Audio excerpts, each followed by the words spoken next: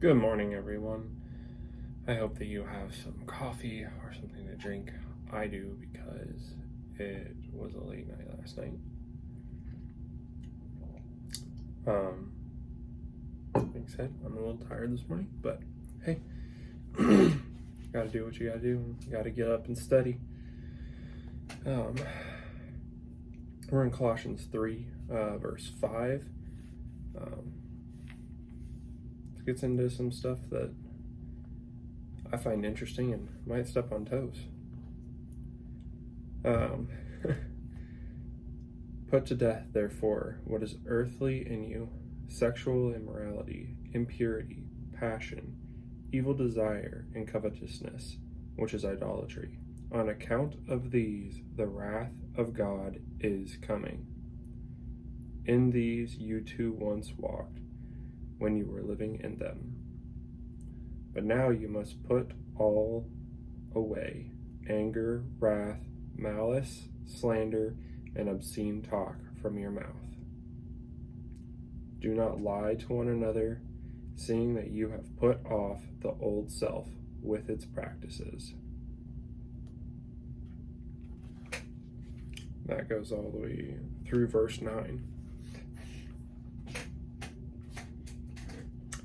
Let's dig into that first part a little bit.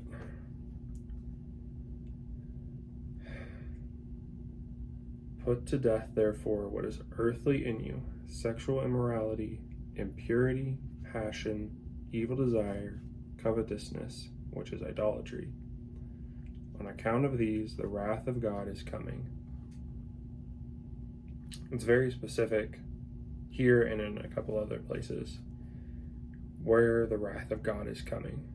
And it's always talking about sin, where the wrath of God is coming. Specifically on a list of sins, or just sin in general, as it goes on to even talk about. But you must put them away: anger, wrath, malice, slander, obscene talk. And yes, obscene talk does include profanity. Some people argue that, but I don't know how you get more obscene than some of that, besides taking the Lord's name in vain. Also, even if you're not a Christian, this list, if you do your best to not do these things, if you put away sexual immorality, you're not sleeping around, you get married, you have one woman or one husband and you stay with them, you're not given to impurities, you're not doing all kinds of random, witchcrafts and whatnot. You're not doing things to your body that aren't healthy. You're not giving into, you're not chain smoking, or, your passions. You're not just like completely indulged. You're not going into whole workaholic evil desire. That's talking about what evil desires are here: having wrath, malice, hatred, slandering. You know how much better the workplace is if you're down here in verse 8 and you're not angry at your coworkers and your boss. You're not wanting to, you're not full of wrath for them. You're not wanting to just beat them up or whatever. You don't have that hatred in your heart. You're not slandering your coworkers. It's like destroying their reputation. Your coworkers or your friends. You're not talking behind people's backs. You're doing that kind of thing. You're not, worshiping sports as a Christian. We're worshiping God. Anything it can be an idol, and that can hurt a lot of people to hear that.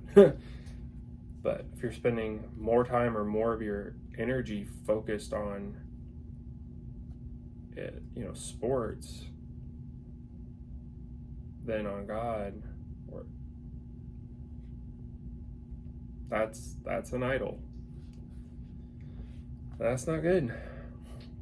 But also, even if you're not a Christian, if you're spending all of your time focused on a sport, that gets into, some of the other ones here. It's like you're ruining your family life. You're not spending time investing in people. People are very important in our lives regardless of who you are.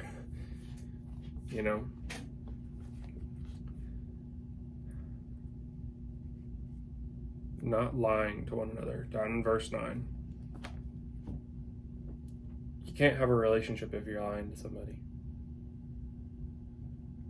You're never going to get anywhere at work if you're just constantly lying, because eventually somebody's going to catch you. You might make it all the way to the top, but guess what? Somebody's going to catch you, and your reputation's going to be gone. Everything.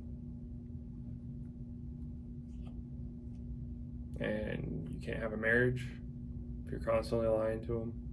You can't have a friendship. No one's going to want to be around you. And the ones that do want to be around you, even if it's just one small little lie, you might think it's a small little lie, but that could really hurt somebody.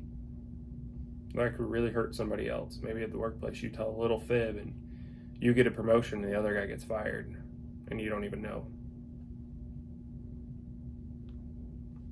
And there's something to think about. So, verse 10. This is very important. After all of this, what we should not do, we've put it all to death, and you have put on the new self, which is being renewed in knowledge after the image of its creator. It's very important for Christians. We've put to death this old body. Not literally, not this physical body. Not doing that. But the old self, the sinner, that stuff is gone. And we have been renewed in knowledge after the image of its creator. That's very important. We're putting on a new self. And it's very important to note that that old self is dead. We are a new person when we accept Jesus Christ. Completely new. Yes, we'll still have temptations. Yes, we'll still have issues in this world. Because sin is still there. But we have a new body, new heart, and new mind. And we're renewing our mind. A new self which is renewed in the knowledge after the image of its creator. It's mind, heart, body, soul, and like this physical even.